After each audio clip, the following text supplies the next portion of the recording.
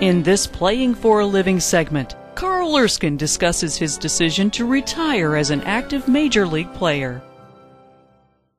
One unfortunate thing happened to me in one of my early starts. I was pitching in the rain, it drizzled all day, and I pulled a muscle in my shoulder in the 7th inning.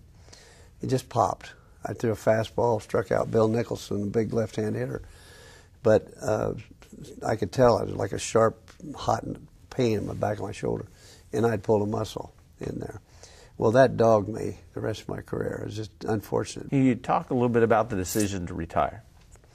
I was a starting pitcher most of my career, and I had been a winning pitcher most of my career.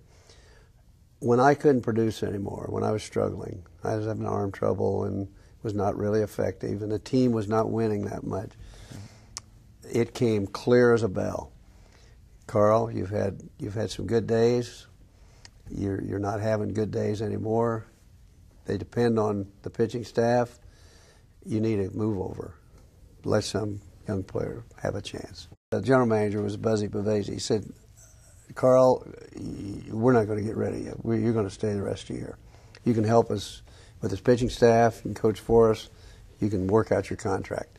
In those days, a one-year contract, you could be terminated any time and only get 30 days pay and your transportation home. Doesn't matter what you signed for.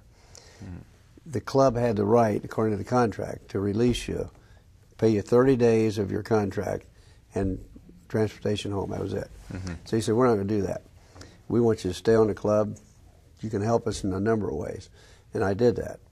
So I stayed through. Well, that team from mid-June, and Roger Craig, a right-handed pitcher, replaced me.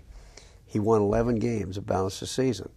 Fantastic. And they won the pennant and the World Series. So I was on the club as a coach and got to be part of that World Series experience. I had no regrets. I went out on my own terms. The Dodgers never sold or traded me. I played 14 years in the organization. I'm proud of that. As my wife kids me once in a while, said maybe they couldn't get rid of you, but I always had a good relationship with the club, and even though I didn't stay in the game after I retired in 1960, the Dodgers continued up till this day in 2008. They still call me back to do certain special assignments, do fantasy camps for the Dodgers, come back for reunions of various kinds. And even though I elected to not stay in the game because of 4 young kids and all the travel, I feel like, in a way, I never left baseball.